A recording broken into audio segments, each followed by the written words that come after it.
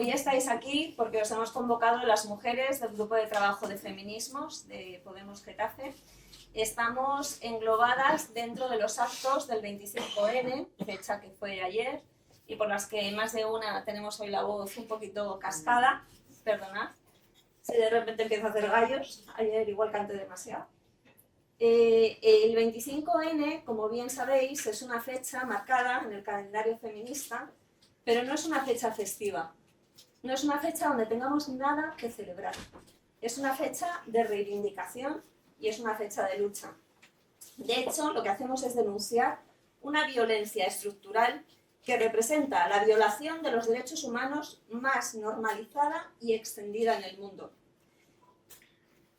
y que adopta diferentes formas: física, sexual, psicológica, económica, política, institucional, digital, siempre sobre las mujeres y siempre con una misma raíz, el machismo. Hoy por hoy, como todas sabemos, el contexto, no solamente en Europa, no solamente en España, sino el contexto mundial, no es un contexto muy halagüeño para las mujeres. La derecha, da igual que sea ultraderecha, que sea extrema derecha, todas las derechas tienen el foco siempre puesto en los derechos de las mujeres. Esto es una noticia terrible y es una noticia que tenemos que convivir con ella. Sabemos que la extrema derecha no solo niega la existencia de las violencias machistas, sino que las trivializa y las instrumentaliza como arma política para dividir la sociedad y retroceder en los derechos conquistados. Con su negacionismo instalado en las instituciones, la reacción patriarcal y conservadora quiere volver a la idea de que nuestros derechos, los derechos de las mujeres, son debatibles y presentar al feminismo como una amenaza para las mujeres. Ni que deciros, es que no hay ni que decir que el feminismo no mata a nadie. El feminismo lo único que pretende es una sociedad igualitaria, donde todos ganan. El machismo es el único rival. El machismo es el que sí que mata. Y para que, por si alguien no se lo cree, para que esto quede claro, os diré que según la Organización Mundial de la Salud, esto no lo decimos nosotras, lo dice la OMS, 1 de cada 3 mujeres en el mundo ha sufrido violencia física o sexual en algún momento de su vida. En España, el 57,3% de las mujeres declaran haber sufrido algún tipo de violencia, ya sea física, sexual, psicológica o financiera. Más de la mitad de las mujeres españolas hoy en día reconocen abiertamente que han sufrido algún tipo de violencia. Desde 2003, más de 60 mujeres han sido asesinadas al año en España a manos de sus parejas o de sus exparejas. En lo que va de 2025, ya hay 36 víctimas mortales. Desde 2013, más de 5 niños y niñas han sido asesinados al año en España a manos de sus padres para hacerles daño a sus madres. Esto es lo que conocemos como violencia vicaria. Desde 2022 se han contabilizado en España 87 feminicidios, es decir, mujeres asesinadas única y principalmente por ser mujeres. Cada día en España se registran cerca de 500 víctimas de violencia de género. Cada día, 500 mujeres denuncian. No tenemos datos, obviamente, de cuántas no denuncian, pero esto nos da idea de la magnitud del problema. Cada hora en España se denuncian más de 2 agresiones sexuales al día. 14 de ellas son violaciones. Los delitos contra la libertad sexual son de los que más crecen en España, solo por detrás de los ciberdelitos, donde también se incluyen agresiones sexuales.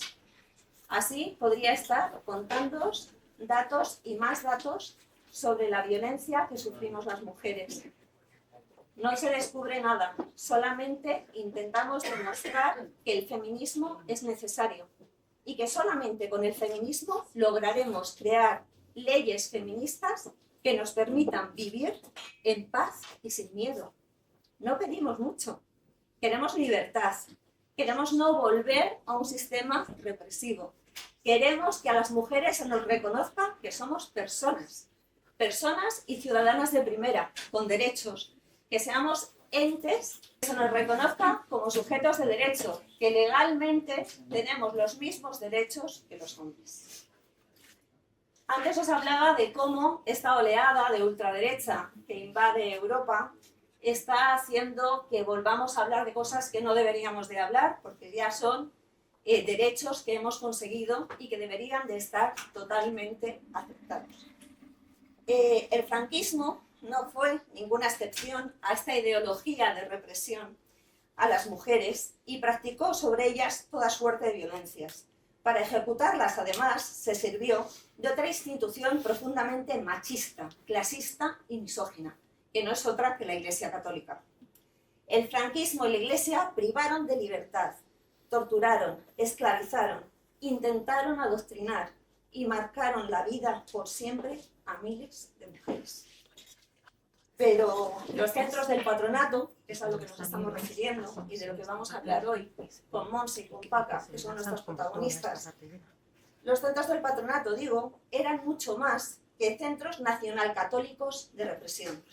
Aquí se torturaba a menores. En el patronato había jóvenes desde 16 años y se practicó de forma constante el robo y el tráfico de bebés. Otro delito de nuestra historia que sigue sin investigarse, que sigue sin denunciarse, sigue sin hacerse justicia, ni hay una reparación por parte de las autoridades de este país.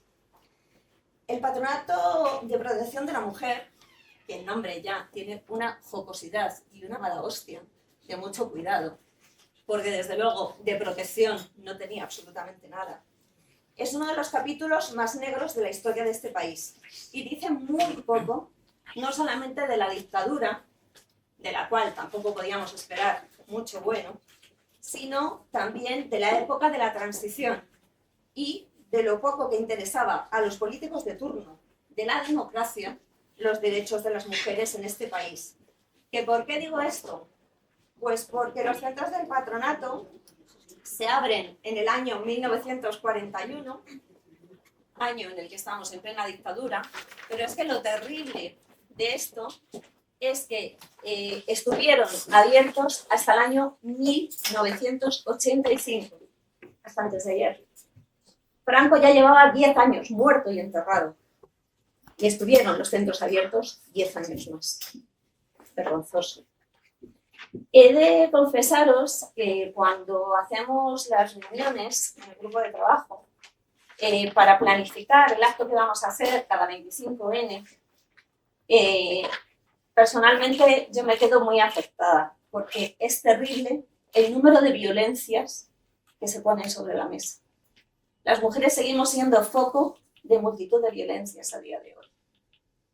Pero cuando salió el tema del patronato, hubo unanimidad. Hubo unanimidad porque creemos que es de justicia escuchar a estas mujeres. Creemos que es de justicia apoyarlas en todo lo que podamos, por ellas y por las demás. Porque no hay que olvidar que la memoria histórica es necesaria no solo para conocer el pasado, para actuar en el presente y para que esto no se repita en el futuro. Igual de demoledor para mí fue el que cuando empecé a preguntar a mi gente cercana, había muchísima gente que no sabía qué era el patronato. O sea, de verdad, se me cayeron los palos del sombrajo. Muchas personas que vivieron esa época, otras personas que son personas, que están interesadas por los derechos humanos, que están interesadas en un montón de cosas, de movimientos sociales, y que, sin embargo, desconocían este capítulo. Bueno, solamente os diré que tal es el grado de violencia y graves violaciones de derechos humanos que se perpetraban en estos centros, que a las mujeres que lograron salir de allí, se desconoce el número de mujeres que se suicidaron o murieron tras sus muros. Esa es otra cosa. A ellas, se las define como supervivientes y no como víctimas. O sea, imaginaros lo que se vivía allí. Supervivientes, como la gente que logró salir de Auschwitz. El testimonio hoy de Paca Blanco y de Montse Arévalo es fundamental para denunciar esta situación, para exigir que se les reconozca como lo que son, víctimas del franquismo, para exigir que su palabra sea oída, difundida y escuchada por todas y todos. El franquismo y los partidos de derecha, queda demostrado que da igual, que sean ultras o no, siguen un modelo de represión y control sobre las mujeres que no vamos a tolerar. El 25N se hace más visible que nunca en lucha del movimiento feminista para la erradicación de las violencias contra las mujeres. Y este año en Podemos Getafe hemos querido poner el foco en la violencia institucional estructural que ejercieron la dictadura franquista y la Iglesia Católica sobre estas mujeres. La nuestra, por desgracia, es una lucha diaria que seguimos día a día. Muchas gracias. Por favor, un aplauso. Bueno, yo lo primero que os agradecería es que escucharais a Montse. Porque, a ver, aunque yo he tenido más vivencia en el patronato y más aventura, digamos, Montse es una compañera que por fin, después de muchísimos años, se ha decidido hablar, porque lo que nos han hecho en el patronato ha sido hasta callarnos.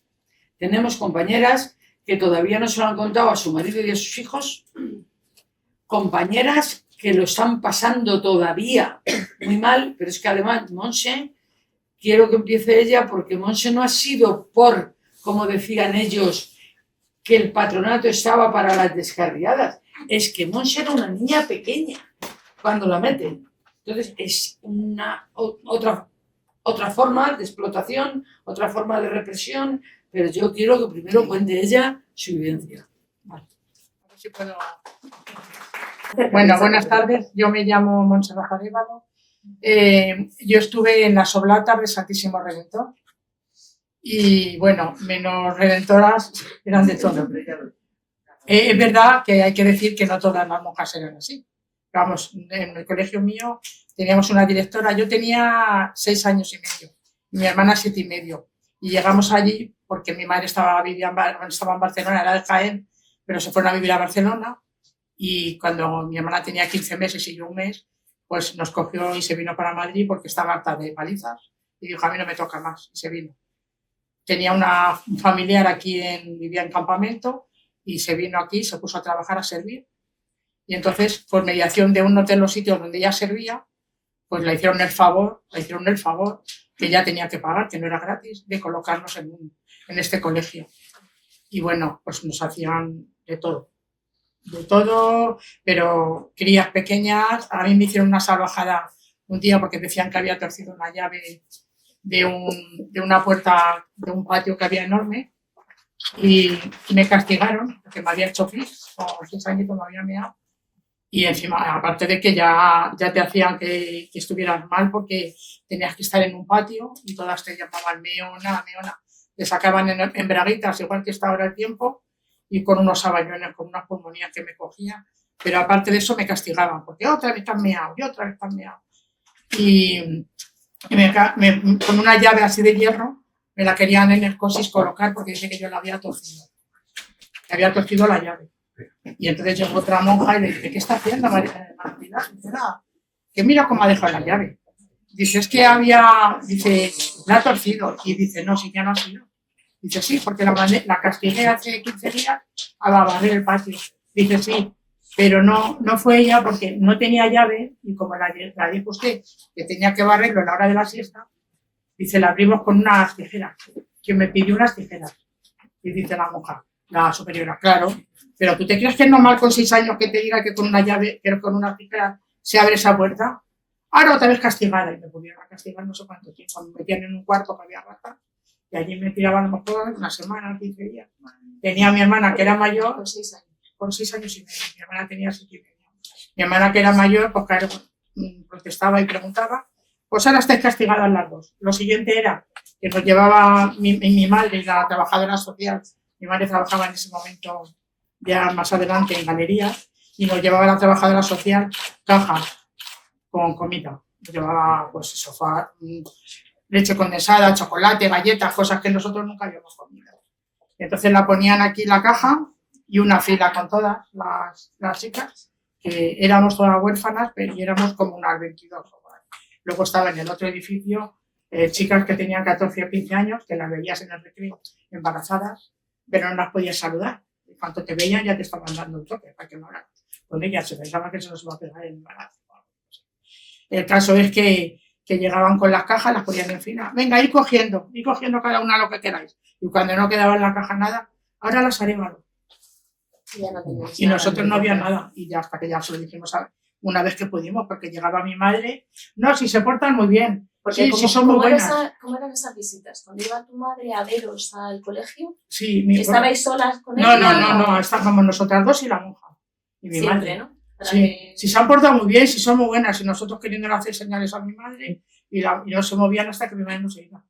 Luego le escribía cartas y mi madre no las recibía, porque ellas leían las cartas y claro, las rompían. Si tú ponías, esta me ha hecho esta cosa, o me ha hecho lo otro, o me ha castigado, o me ha pegado, las rompían.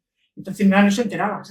No se enteraba nada. Únicamente una de las veces que donde estaba ella sirviendo, apareció la monja a pedir, una de las monjas, y abre mi madre la puerta y ve a mi hermana. ¿Qué hace usted? ¿Qué hace aquí con Mari Carmen?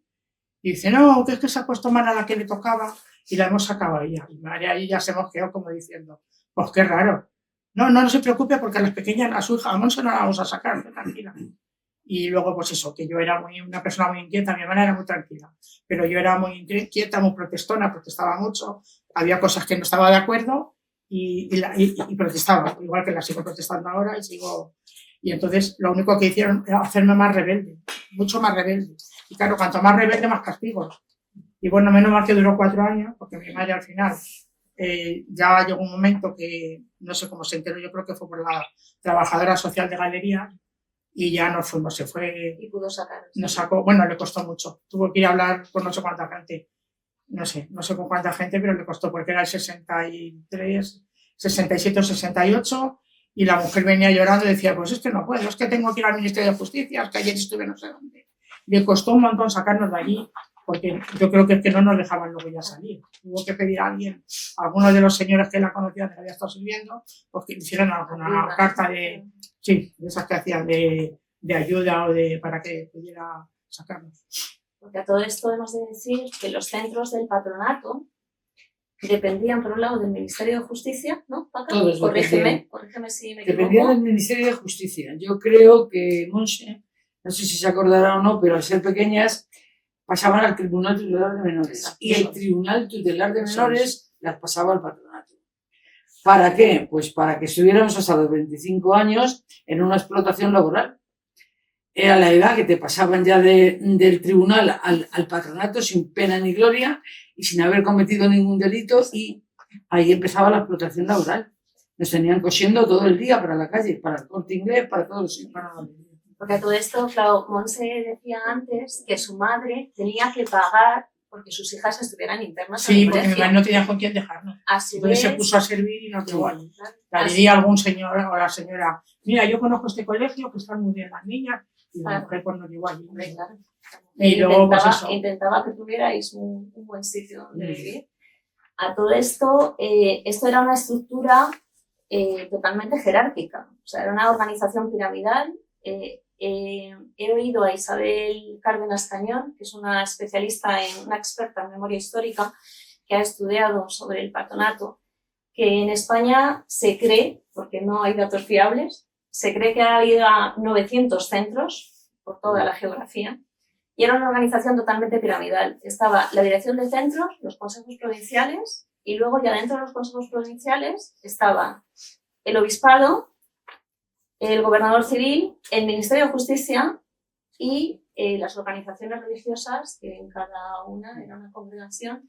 Entonces, todo esto no era para guardar terroristas, no, o sea, eran o niñas con una situación familiar complicada o otro tipo de mujeres.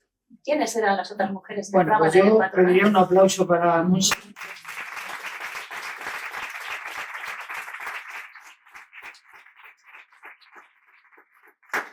Ha sido muy valiente, porque muchas de nosotras están empezando ahora a poder hablar en público y a poder hablar. Y esto es muy duro, porque estas mujeres, hace poco quedamos con una que nos localizó y que quiso quedar con nosotras, y me acuerdo que quedamos en una cafetería, yo entré con ella a la cafetería y empezó a contarme, porque igual, empezó a contarme su historia. Y yo digo, sí, mujer, sí. O sea, por animarle me dijo, no me interrumpas, que llevo 45 años sin poder contar. Pobrecilla, necesitaba hablar.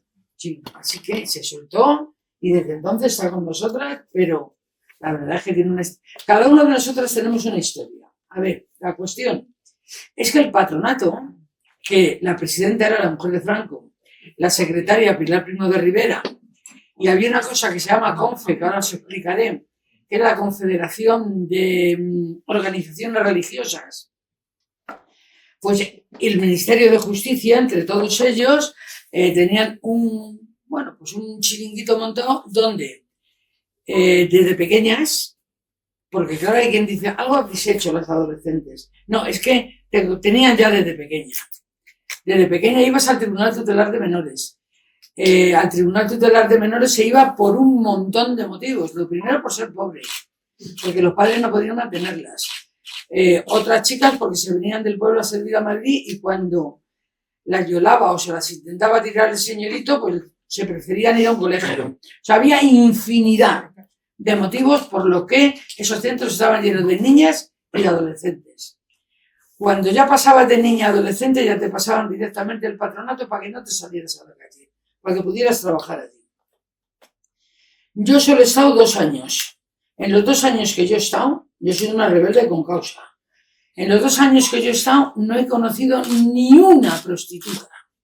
Ni una, ¿eh? Que dicen que el patronato se monta para coger a las descarriadas por la calle y volverlas a regenerar y a reformar. Bueno, pues yo no he conocido a ninguna. Sí que he conocido del Tribunal Tutelar de Menores al patronato, he conocido a muchísimas, no a una ni a 2, muchísimas chicas violadas por su padre. ¿Qué ocurría? Pues que el padre no le podían meter en la cárcel porque tenía que alimentar otros 4, 5 o 8. Y entonces la culpable era la adolescente o la niña que había hecho perder la cabeza a su padre y le había provocado que la violara. Y entonces a la niña sí la metían. Como cuando cumplía 16 años esa niña no podía volver a su casa, pasaba directamente al patronato de protección a la mujer, donde se supone que estábamos las descarriadas. Y unas más descarriadas que otras, allí estábamos todas por un sinfín de motivos, como que te besaras con un chico en el cine, que bailaras agarrado en una discoteca, que llevaras una minifalda, que asistieras a una manifestación. Había unas señoras que las llamaban las guardianas del orden y la moral, que ellas estaban en todos estos sitios vigilando a ver si nosotras nos comportábamos bien o mal. Dependiendo de lo que ellas consideraran comportarte mal, llamaban a la policía secreta del patronato, te esposaban, te metían en un coche y al reformatorio. Inmediatamente pasaba tu tutela al patronato y se la quitaban a tus padres. Porque era la forma de que ya no tenías absolutamente nada que reclamar, ni tu familia ni tú. La mayoría de los padres, o sea, a mí me metió mi familia, la mayoría de los padres estaban engañados. O sea, pensaban que te habían metido en un sitio donde ibas a recibir una educación que tú, por rebelde, no estabas yendo a clase, no tenías buenas notas, y ahí las monjas te iban a espabilar y te iban a hacer estudiar. Bueno, no había estudios. Allí era levantarte a las 5 de la mañana, lavarte en un patio a grado bajo cero, como yo en Villalba, y en Zamora, que te ponían un camisón enorme donde te tenías que bañar, lavar y vestirte y desvestirte sin que se te viera ni un ápice de piel. Que se te viera un ápice de piel era castigarte sin comer, sin desayunar o sin cenar. Por lo tanto, encima de explotadas laboralmente, casi no comíamos, porque claro, siempre estabas castigada, siempre se te veía algo al desnudarte o al vestirte. Tenías que ser una profesional ya del camisón. Bueno, pues en ese sistema cada uno hemos ido por un motivo. Yo conozco, ya te digo que no he conocido a ninguna prostituta, ni una. No he conocido a ninguna chica que estuviera ejerciendo la prostitución. Ahora, que las guardianas del orden lo dijeran, bueno, eso era muy discutible, porque los que estaban en poder discutirlo eran el comportamiento de ellas. te llevaban a un centro que se llamaba Centro de Orientación y Clasificación de las Trinitarias, en la calle Marqués de Urquijo, donde allí te examinaban, tanto de si estabas bien como si estabas... Había un expediente donde había un sello enorme que ponía completa o incompleta. Significa que si estabas virgen, estabas completa. Si no estabas virgen, estabas incompleta. Y dependiendo, ibas a un centro más fuerte o menos fuerte. Pues si estabas incompleta, ya eres una perdida. Eres una perdida, una prostituta, una descarriada, una sinvergüenza y lo que os pueda contar es poco. Todo eso venía en el expediente. Que por cierto, expedientes que se han quemado, se han inundado. Yo he estado en contacto con las monjas de Villalba y la superiora me ha dicho, es que mira, nosotras compramos una trituradora de papel. Cuando salió la ley de datos, la ley de protección de datos, y hemos triturado todo por vuestro bien, ¿eh? Pues, Os siguen protegiendo. nos siguen protegiendo todavía, fíjate. Bueno, pues en todo este entramado cada una tenemos una historia. Yo os voy a resumir un poco la mía, porque con un libro no tengo. Yo soy hija de un preso político, de un rojo. Un rojo que estaba en un campo de trabajo en el centro de Madrid. Le conmutan la pena de muerte por trabajos forzados, porque era ebanista y barnizador y había que restaurar Madrid. Y entonces el pobre tenía que trabajar 8 horas para el Estado y 8 horas para su casa. A cambio, claro, se tenía que casar por la Iglesia Católica, Apostólica y Romana. Y ya si entra por el aro, ya tenía pues esa ventaja, que podía trabajar 8 horas para su casa y llevarse un sueldecito. O sea, que estaba todo el día trabajando el pobre, como si era un campo de trabajo, un campo de concentración. Pues yo era hija de un rojo, y ya ser hija de un rojo ya te marca. O sea, ya tienes la marca desde que naces. Para poneros un poco en contexto, voy a decir que las mujeres de mi familia, mi madre, mi abuela y mis tías, que eran la familia de un preso político, vivían aterrorizadas. Completamente. Shh, no hables, te va a oír la vecina. Chica, compórtate. Eso no lo puedes decir en alto. Eso era continuamente. Vivían así. Fíjate si se lo hacían, contaban bien, que cuando Franco salía, vivíamos en la calle La Paloma, que lo tiraron para hacer San Francisco el Grande. Cuando tiran el barrio, pues antes de tirar el barrio, cuando Franco salía a escuchar misa a San Francisco, la policía llegaba a mi casa y se llevaban a mi padre esposado, hasta que ese hombre salía de escuchar misa. Y como mi padre a los rojos del barrio. Esa situación de irle a buscar la policía, bajarle de la corrala esposado, con todos los vecinos en los pasillos, a mi madre y a mi familia las avergonzaba. Completamente, las tenían completamente humilladas. Por eso yo cuando tengo 16 años y empiezo a irme de huelgas y manifestaciones por la mañana y a bailar rock and roll por la tarde, pues ¿qué pasa? Que mi madre y mis tías ponen el grito en el cielo y piensan, la chica va a acabar en la cárcel como su padre. Y para que yo no acabara en la cárcel como mi padre, me metieron ellas. Entonces, una noche que vengo de bailar de las fiestas del barrio, me meten en un coche y me llevan a Villalba, a un reformatorio. Yo enseguida que llegué al reformatorio me di cuenta de dónde estaba, porque yo sí tenía una conciencia ya con esa edad. No iba a las manifestaciones para divertirme. Yo esperaba, que soy de San Cristóbal, a los de Marconi en la carretera de Andalucía, me iba a repartir panfletos y a esperar a los de Barreiros. Ahora se da otra fábrica, pero entonces era Barreiros. Nos bajábamos hasta el puente a esperar a Telefunken, por Delicia se nos unía la estándar y bueno, llegábamos a Atocha los miles de obreros y trabajadores que reclamábamos nuestros derechos en aquella época. Pues yo estaba metida en todos esos fregados. Eso a mi familia la aterrorizaba. Y luego pues viví una revolución musical, porque yo ahora las mujeres de mi edad de 77 años no las entiendo. Porque yo es que me he ido a bailar con los Beatles, con los Bee Gees, con Pink Floyd, y esas no los conocen. ¿Sabes? Entonces yo no sé dónde estaban metidas ellas y yo, parece que las que estaban encerradas eran ellas. Bueno, pues entre la revolución musical, la transición política sangrienta, por cierto, y las hormonas revueltas, pues tienen un adolescente rebelde. Y ese es el delito que cometí para que me encerraran en el primer reformatorio. La primera vez que me escapé, pues fue una fuga sin pensarlo, porque ellas había ¿cómo se llama? La fundadora que le iban a declarar beata o santa o algo por el estilo. Y entonces estaba visitando los conventos y me las llevan a mí y a otra, las dos más malas, para que nos ponga la mano encima y se obre el milagro. ¿Sabes? Y el milagro se obró, porque estábamos en un sitio donde, como estáis ahora vosotros, había una cristalera detrás. Y a mí, yo solo veía una momia y una cristalera por la que me podía marchar. Entonces empujé a la momia, la tiré al suelo y me escapé. Eso fue una fuga, estaba penadísimo. Pero es que encima hice un sacrilegio. Es que empujé a la fundadora. A la santa.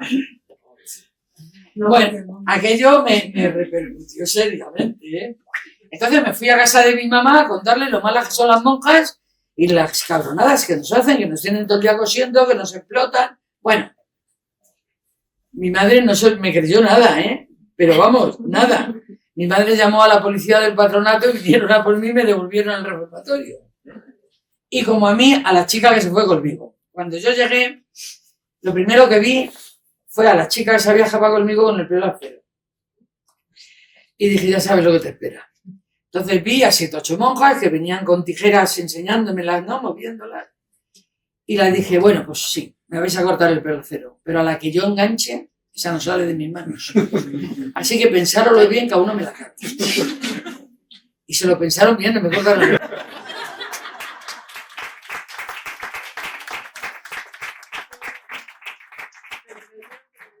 Pero me metieron en una celda de castigo que no te podías poner tumbada ni te podías poner de pie. Ahí te metían una lata para hacer tus cosas y te metían una comida al día, a 24 horas. Y te sacaban la lata o no. Y no sabía si era de día o era de noche, allí no había luz.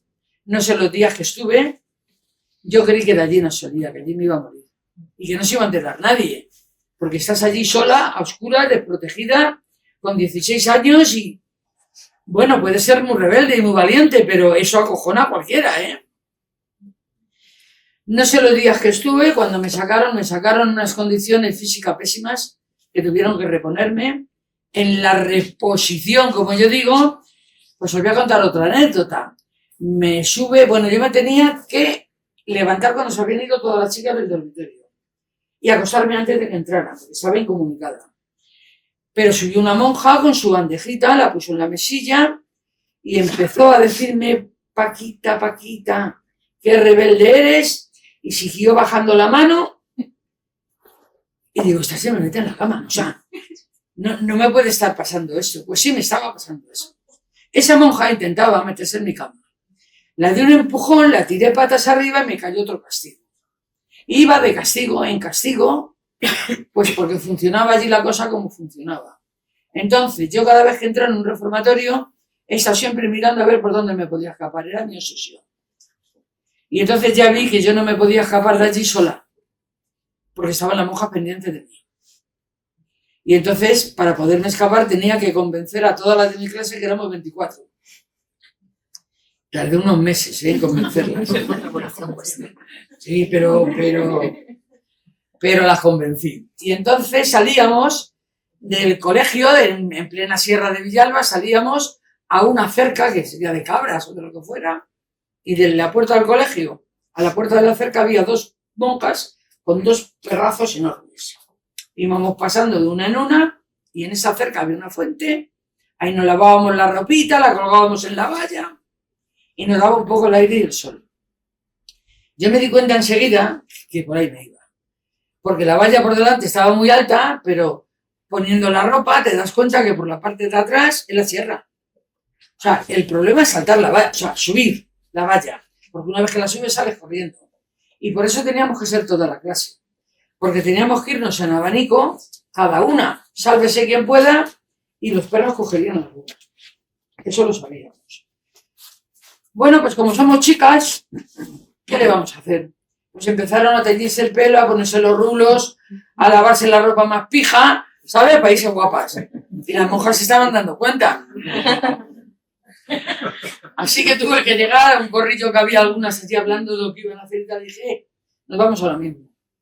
Ahora mismo con los rulos, digo, ahora mismo con los rulos, no vamos todas. Se han dado cuenta las monjas, pero no lo veis, o sea, no se estáis dando cuenta. No, si no nos vamos ahora, ya no nos vamos. Entonces yo le hice caso, me fui a la valla, salté la valla y salieron todas detrás de mí. Nos fuimos 24.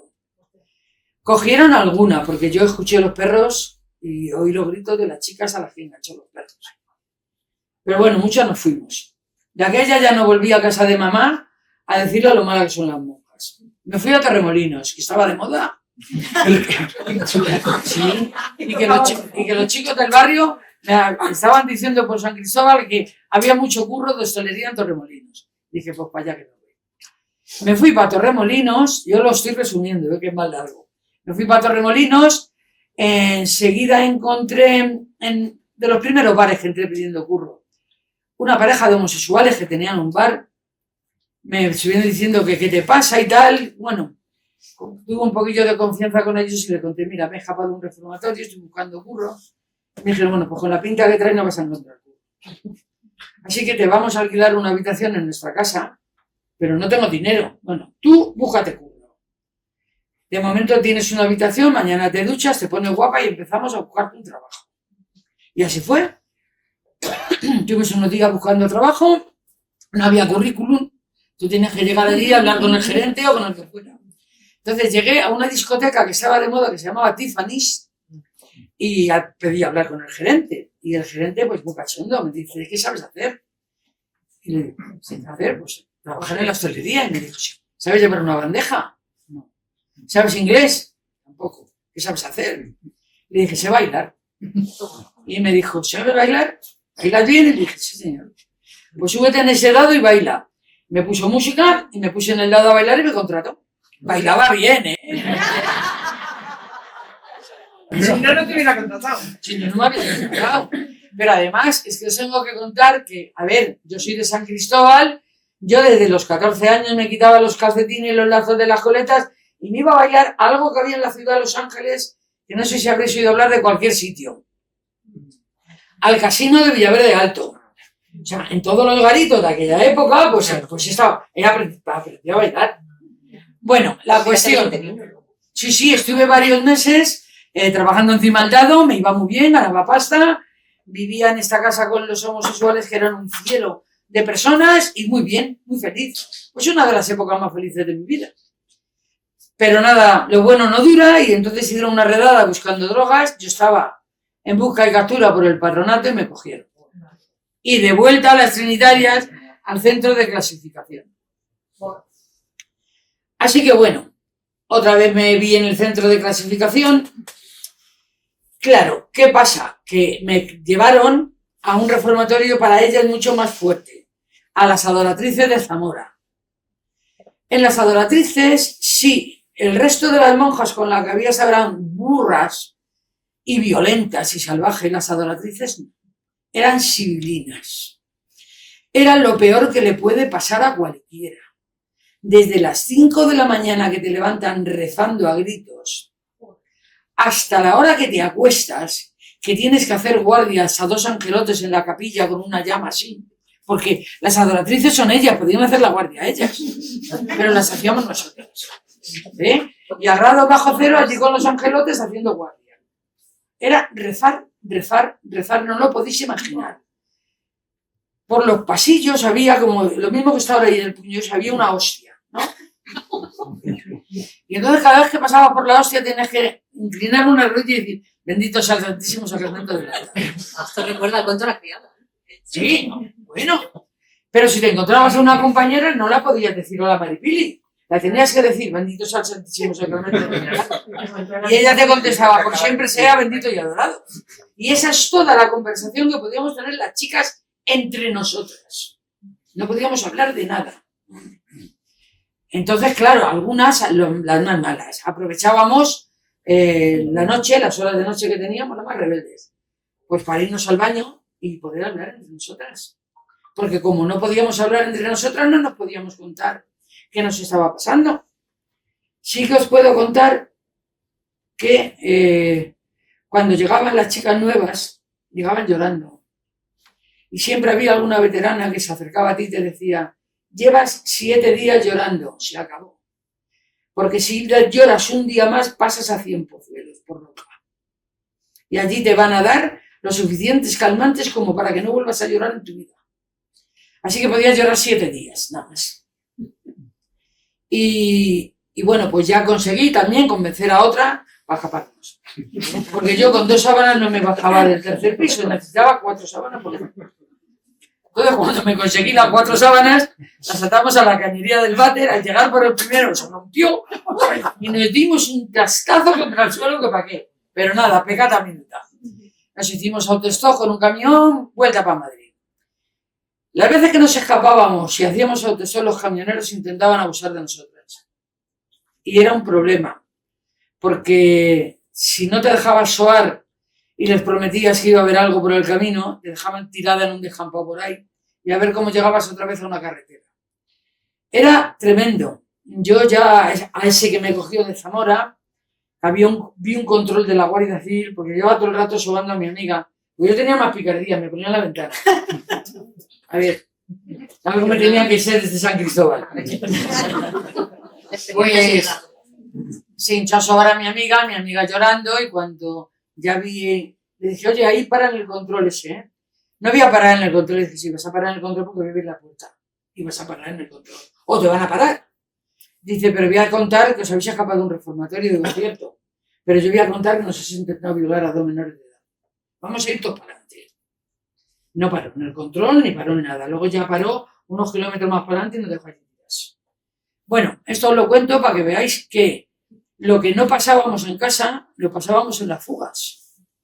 Yo ya, claro, no me fui para Torremolino, no me fui para mi casa. Había un chico en San Cristóbal que me gustaba, que estaba haciendo la mili en Alcalá de Henares, era paracaidista, y me fui a verle, a pedirle ayuda. Claro, la ayuda consistía que cuando me volvieron a coger y me llevaron al centro, ya no estaba ni completa y embarazada. Y ahora que hasta aquí quería llegar. Me clasifican, claro, para la maternidad de Peñagrande. No os podéis imaginar lo que era Peñagrande. El horror de los horrores. Ahí había, no sé, pero sí que te puedo decir 300 o 400 chicas, porque el número no te lo puedo determinar bien, o madres adolescentes o embarazadas, con 15, 14, 16. Chicas que no tenían, porque las tenían prohibidas las visitas, las cartas, las llamadas telefónicas, todo, prohibido todo. Entonces no tenían nada, ni un afecto, ni una caricia. Las monjas le llamaban putas, guarras, descarriadas, desgraciadas. Cuando habéis estado disfrutando no lo pensabais, ahora este es vuestro castigo, y todo el día igual, todo el día igual.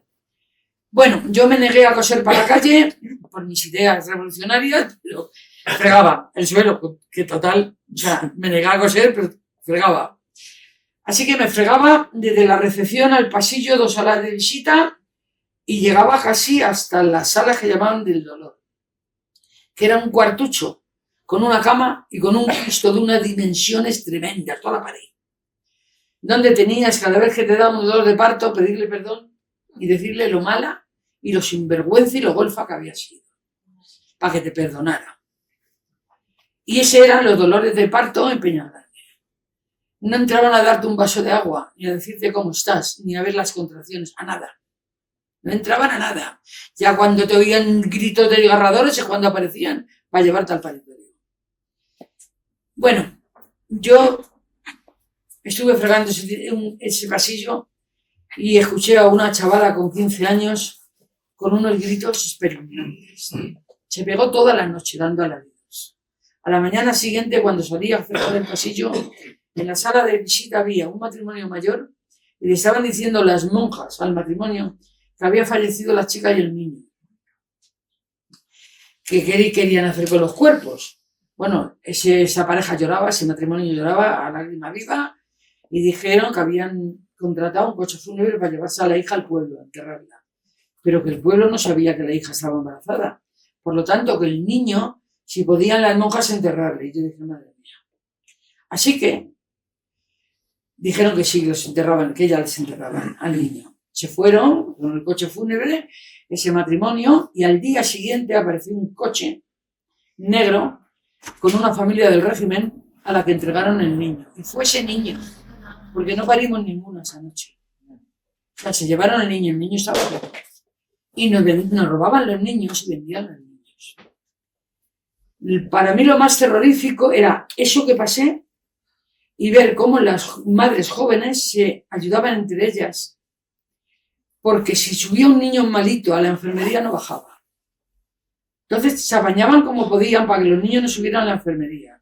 Porque ni bajaban los niños ni los cadáveres. O sea, los niños no volvían a ver, no volvías a verlos más. Entonces era tal miedo, tal terror, tal estrés, tal pánico, que yo que pensaba haber tenido mi hijo allí, porque digo, ya que estoy embarazada, pues ya le tengo aquí. Ya dije, no, me escapo, me voy de aquí porque me van a quitar el niño. O sea, esto no va a ningún lado. Entonces, bueno, pues seguí buscando a ver por dónde me podía ir hasta que llegó la madre superiora y me dijo, sigue buscando por dónde escaparte. Y le dije, sí, siempre. Y me dijo, pues no sigas buscando que te voy a abrir la puerta y te vas a ir. Pero si cruzas el dintel de la puerta, llevas encima de ti la ley de vagos y maleantes. Ya no te quiere ninguna congregación de monjas. Por lo tanto, sales por esa puerta y estás en busca de captura y vas a la cárcel. Y me acuerdo que me volví y la contesté. Se vive mejor en la cárcel. Ya he conocido a alguna chica en el centro de clasificación que ha ido a la cárcel y me ha dicho que sois unas liantas, que en la cárcel tienen cigarritos, fuman, tienen visitas, tienen llamadas telefónicas, tienen paquetes de comida. Y aquí no tenemos nada, no tenemos ningún derecho, y en la cárcel sí los tienen. Así que si voy a la cárcel, voy a vivir mejor que aquí. Y me fui. Me fui, pero me fui al centro de clasificación. Las monjas, cuando me vieron llegar, no se extrañaron en absoluto. Lo que las conté no las pilló de sorpresa en absoluto. Sabían, todo el mundo, era del dominio público lo que nos estaba pasando. Y bueno, me abrieron la puerta, me dijeron que me quedara allí, que antes de ir a la cárcel, pues que iba a intentar llegar a un acuerdo con mi familia. La suerte que tuve, que no la teníamos muchos de nosotras, es que un compañero de una tía mía era del Partido Comunista. Y ese hombre dio un puñetazo en la mesa y dijo, hasta aquí hemos llegado. No la queréis a la puta calle, pero no la podéis meter en la cárcel, no vais a firmar la ley de vagos y maleantes, porque si no cojo mi maleta y me marcho y no me veis más. Esta chica no va a la cárcel, no lo voy a permitir. Y gracias a ese hombre no me llevaron a la cárcel, me fui a mi casa con mi madre. Me daba al patronato una oportunidad, la oportunidad de que tanto las vigilantes del orden y la moral como los policías del patronato estuvieran todos los días en mi casa a ver si trabajaba, no trabajaba, cuánto ganaba, qué trabajaba mi madre, qué ganaba, podíamos mantener la niña. Todo eso era solo y exclusivamente para quitarme la niña. Nada más. Entonces hice lo que hacíamos la mayoría de las mujeres del patronato. Solo teníamos dos salidas. O te metías monjas o te buscabas un marido. Y buscarte un marido con una hija de soltera, deprisa y corriendo y en esas condiciones, pues nos salían los matrimonios como nos salían. Pues yo me casé con un delincuente de San Cristóbal. A los 21 años ya tenía 3 niñas y una paliza casi diaria. Y eso es lo que me ha traído a mí el patronato de protección a la mujer. Yo ni olvido ni perdono. No los quiero ni ver. Y la lucha que hemos llevado muy pocas mujeres, muy pocas, porque hay muchas, pero hemos sido muy pocas, ha sido la que le ha temblado los cimientos a la CONFE, a la Confederación de Religiosos, que el día 9 de junio nos pidieron perdón públicamente. Ahí es cuando habéis empezado a saber todos que el patronato existía, porque hasta ese momento nadie lo había conocido. Nadie. El otro día, en una charla en Peñagrande, donde estaba la maternidad, en la asociación de vecinos de la dehesa de la villa, el presidente hizo un final de la charla que nos puso a todos los pelos de punta.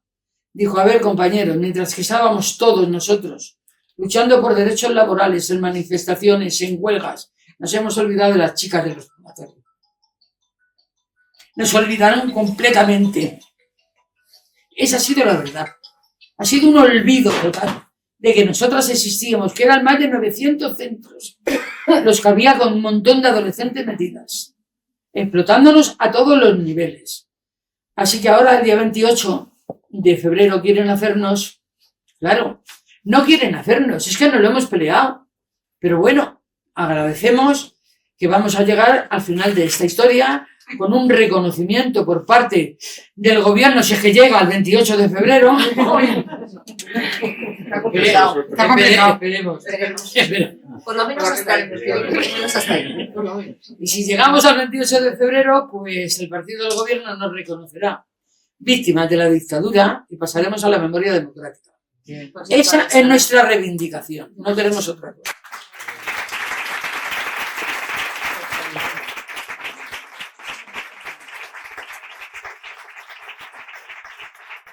¿Qué deciros después de esto? Paca lo cuenta mezclando anécdotas, Sí, dándole un poquito de dándole un poco de color. vida. Os ha sacado más de una sonrisa, pero yo he oído a tu amiga Consuelo García decir que ella en el patronato conoció los diferentes grados del infierno. Sí. Cuando uno se piensa que el infierno es lo peor, por lo menos, ¿no?, en esta moral judeocristiana en la que estamos todos educados en este país, Consuelo dice que Villalba era el infierno 1 Sí. y que Peñagrande, Y me tocó a mí 2 veces, Villalba. pues estuvo 2 veces en el infierno 1 y la remataron en Peñagrande, que era el infierno 2. O sea, que aunque ella lo cuente con este gracejo que tiene, porque yo también me imagino que esta es la forma De poder. de tirar para adelante, ¿no? A ver, Porque al la final, forma de tirar para adelante y la forma de que no estéis todos con un clines a lágrima batiente, porque no hemos venido a Y eso. aún así. Aquí hemos venido a luchar y a que nos escuchen los putos fachas lo que es una dictadura y lo que nos ha pasado a las mujeres. Todas estas charlas es para eso, para deciros qué estáis diciendo. Esto es lo que estáis vosotros proclamando, lo que queréis meternos, pues esto es una dictadura.